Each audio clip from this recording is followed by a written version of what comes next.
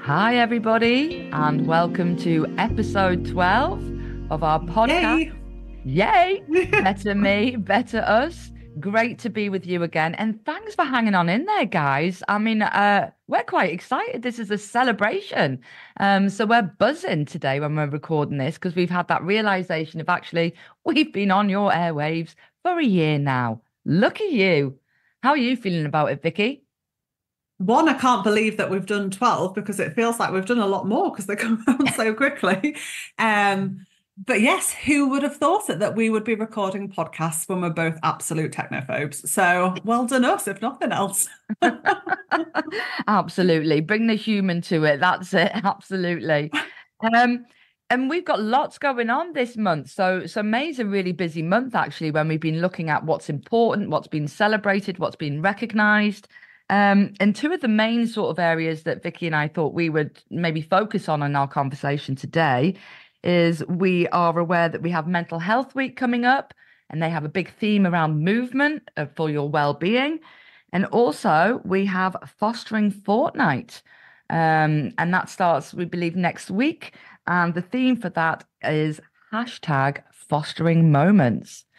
But before we get into the detail of those, let's just start with how are you, Vicky? Because we're talking about mental health. How are you? How are you doing? Today, I feel okay. And that is because I've actively tried to, I know we've talked about this previously, tried to practice what I preach. And I am now taking every other Friday off, which I did last Friday. So that was really nice to sort of just have a day to not even catch up on anything work related, to just be, which I felt like was needed to avoid any future burnout. So I'm really pleased I did that. And like you say, been a really busy month because I do so much work through the Adoption and Special Guardianship Fund. Now Hmm. the name has changed. It was the start of the new financial year, so that always comes with a bit of extra stuff. And then BMBU were delivering training to nudge education, so planning around that, which was lovely to do and get in a room with so many passionate teachers and educators. Nice. What about you? Yeah, I'm feeling good. I mean, for me, I get the hashtag, well, it's not even the hashtag, the movement around the mental health. Because just simply being at this time of year, I know promotes my mental well-being. The lighter nights, the longer Yes. days. That's just so it feeds me energy. And I like to get out there more. And I've been a bit more like you. So last weekend, my daughter and I had a good few hours where we just went out. We haven't done that for ages, and we just sort of floated. We didn't have an agenda. We just went, okay, let's go eat. Or let's, Nice. go and do something. And it was just so nice because, being aware of mental health as well. We've also got GCSE starting, and I Yes. have one of those young people that is sitting their GCSEs this week.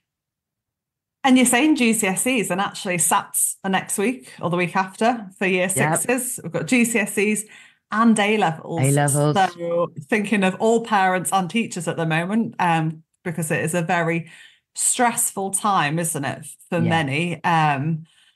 And I always feel quite frustrated because there is still such a focus, isn't there, on grades and achieving, and that sets you up for your future. Which, yes, it can help, but it is just a stepping stone. And we need to keep reminding young people and making sure we're giving them the message that they are more than that number at the end. Yeah. So much more. And it is not worth Absolutely. making themselves ill for. No, no, and it's not. And we've had a good conversation with our kids around that. Obviously, like all parents and carers, we always want our children to be the best people that they can be. Hmm. But for some of our kids, that's not going to happen through the school process. They're going to No, blossom in other areas, aren't they? Whether that be the sort of arts world, the sports world, other areas, and some people as well. I mean, I don't know about you. I didn't do great at school. I was a late bloomer. That's when I sort of decided, oh, okay, this is what I like. I sort of floated out of school for a little while, until I found my calling, I guess. So there's no pressure. no, absolutely. And I think so many subjects, not taken away from school. School is important, everybody. But there's lots of subjects that you do that you will never, ever use that information again. So it is just getting through, predominantly focusing on maths and English. Other subjects are important as well, but getting what you need to go on to that stepping stone. I know, thinking of GCSEs and talking to some of the young people I'm working with at the moment, I can really relate because I was uber stressed going into exams because I am not academically minded and had to put sort of effort in. And even just that exam situation environment of sitting in a big hall silently with so many people, often when it's hot and sticky. And Yeah. oh, it's just people aren't going to perform the best in those circumstances, are they? No, and it's like a snapshot, isn't it? So Yeah. like exams are a snapshot.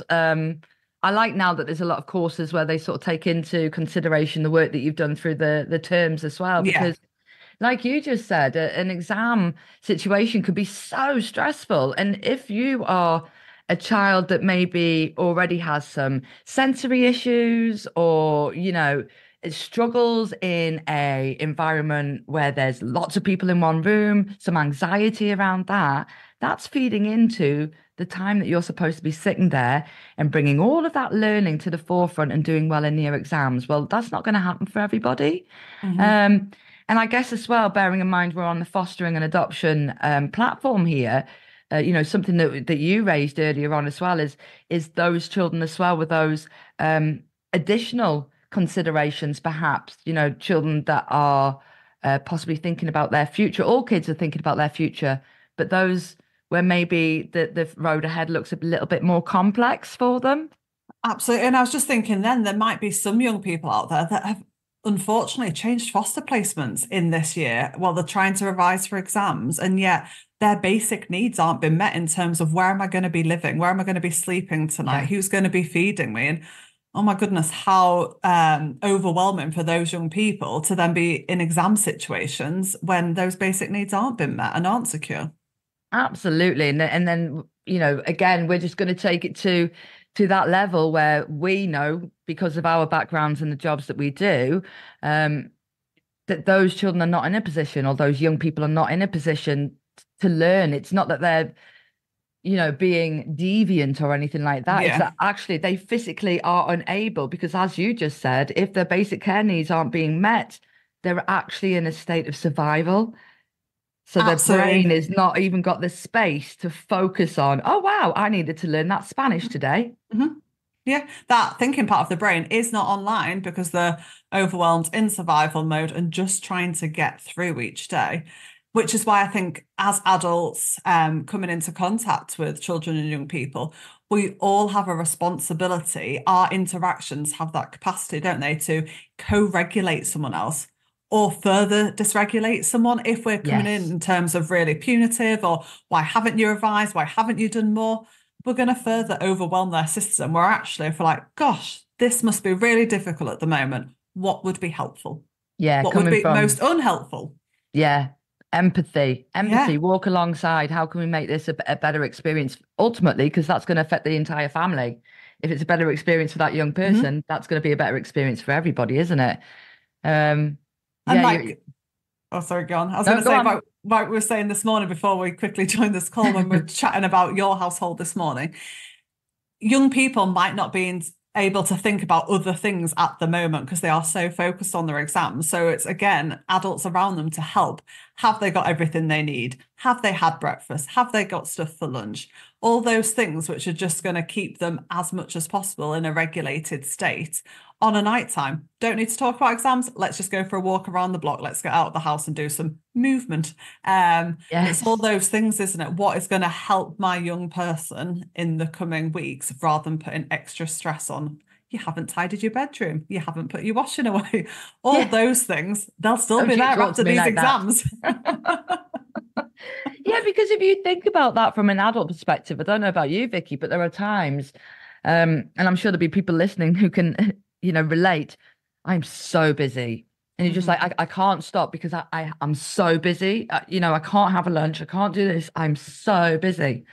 But actually, what I found is if I continue plowing on, sometimes I'm really ineffective. So I'm still working, but I'm actually not achieving much. Yeah. So taking that break, like you said, for our young people in the exams, take a break, get away from it. It actually Hmm. clears your head, and then Yeah. you're more re-energized to get back onto that sort of hamster wheel of whatever it is Hmm. you're doing, whether that's Hmm. revising or Yeah. working.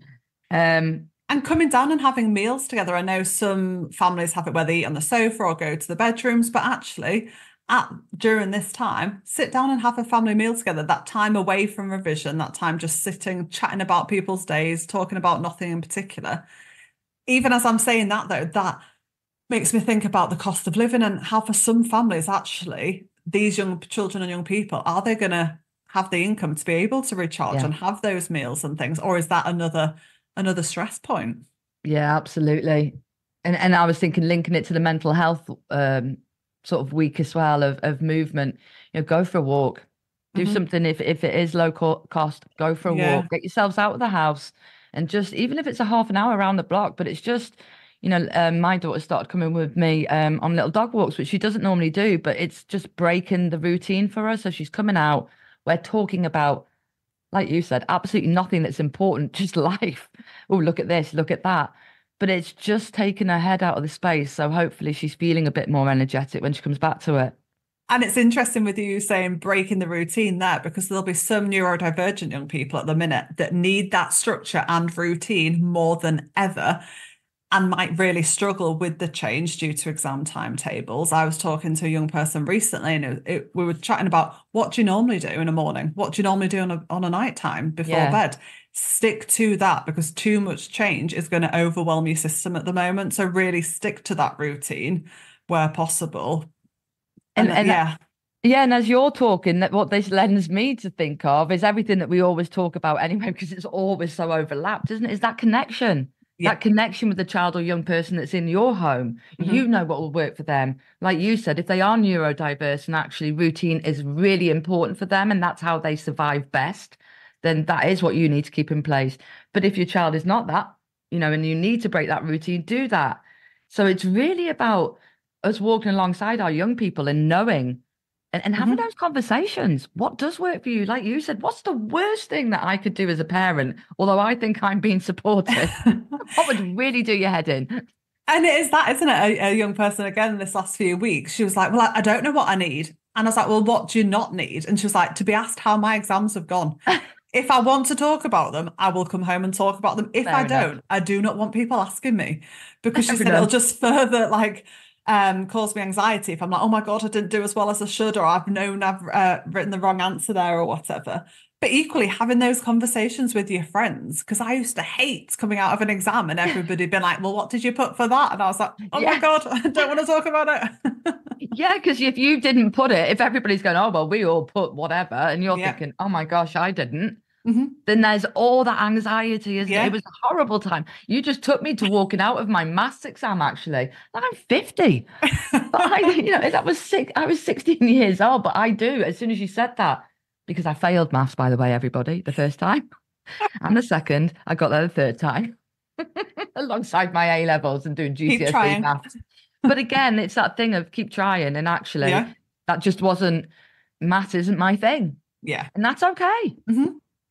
I haven't actually used pi, which is Hmm. 3.14 recurring in my adult life, but it's still there somewhere. Hmm. Um, but yeah, yeah, stop and think actually, because actually, as an adult, if you are caring for a young person that is going through this stressful time, just stop and have a small reflection. Hmm. Because I'm sure you're all much younger than me, so you should have a brighter recollection than I do. But even I remember this was hard. It was hard stuff, eh? Hmm. Um, Absolutely. Definitely. So yeah, have those conversations with parents, with your friends. Use your network, as we always say. yeah, yeah. And if you're a teacher in all this time, God bless you. Thank you for your work. The end is in sight. The end is in sight. Summer will be here shortly. But yeah, again, it's for teachers as well, having that awareness of the young people because they have got such a diverse cohort of young people coming Yeah. into school this morning to sit their exams. I know there's a couple of exams on at my daughter's school, and it's about those, you know, Mhm. adults having to manage all of those different needs in that environment.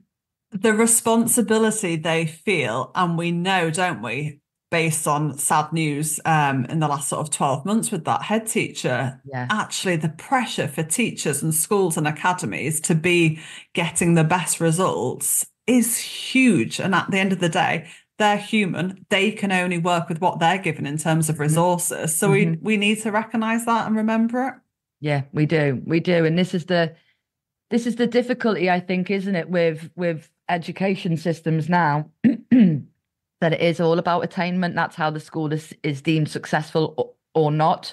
Yeah. And how funding is often rewarded as well. So if you're not a school that, inverted commas, achieves, then you're not a Hmm. school that's going to have great resources either, because you don't get No. the funding, which just puts some of our young people um, even further behind. If we talk about equity when Yeah. we're taking exams as well, there isn't a lot of equity through different areas for different young people.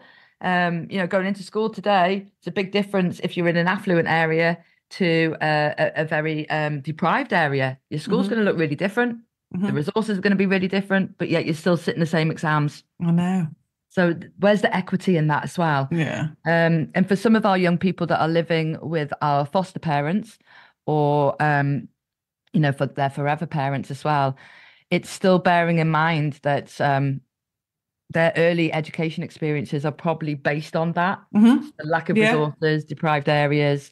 So it's really walking alongside them as well, and And and they're okay. that's another similar to the education system that is stretched and struggling at the moment. So is social care and fostering, isn't it? We Yeah, need more foster carers. I don't know about you, but I regularly hear about how there isn't those families available at the moment, and the stories and experiences I hear from young people, some of their foster experiences weren't great at all. And yeah, absolutely, that sets them up, that gives them their view of the world, doesn't it? And the adults, is it a safe place? Is it an unsafe place? Do I matter? Am I important? And absolutely, I think foster carers on the whole do an absolutely amazing job, because we have to absolutely. remember that all of these children coming into care come from a background of trauma. Absolutely. And foster carers do it 24/7. They're there Yeah. doing it on Christmas Day when the social workers and other people are at home. So, big up to foster Hmm. carers and the doctors Yeah. as well, because, it is a minefield out there. Um, and we know that there's not always the support for you guys to be the best that you can Hmm. for the young people that you're caring for. And actually, if we think about sort of special guardians and kinship care, often it is older people, isn't it? Because of circumstances that are looking after these children and young people. And the world has drastically changed for them in terms of education, future prospects, and how they manage to support those children and young people with limited support around them through such a difficult time. Yeah. So how do you take care of your mental health as well as Hmm. a carer and a parent? Because actually, that is so important. And what we know is, although we try to put aside our stress so we can be the best parents or carers that we can be, if you've had a stressful day, it is going to influence how you care for that young person later on today. Your patience is probably going to be shorter. It does influence that. Actually, how are you looking after you? Yeah. So Yeah. you can be the best that you can and have the headspace for those children and young people.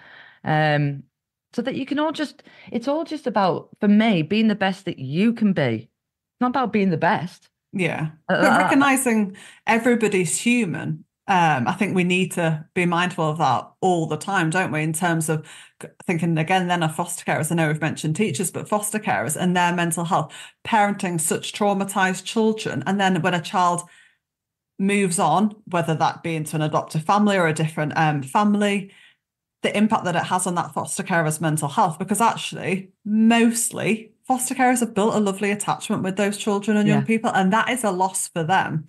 Yes, their needs aren't sort of the one we're prioritizing. We're looking at the child's needs throughout, but equally, it does have an impact on those foster carers. And as social workers, as workers around those foster carers, we need to be mindful of that rather than how quickly can you fill that room? Can we put another yeah, child in your family? Oh my Yeah. goodness, that is huge, isn't it? Yeah, it is. It is. And for me as well, we always talk about connections, network, who's your people, bring your people to the table. So many young people, like you say, because of their experiences, might struggle in some homes. So they Mhm. might have more than one home that they live in.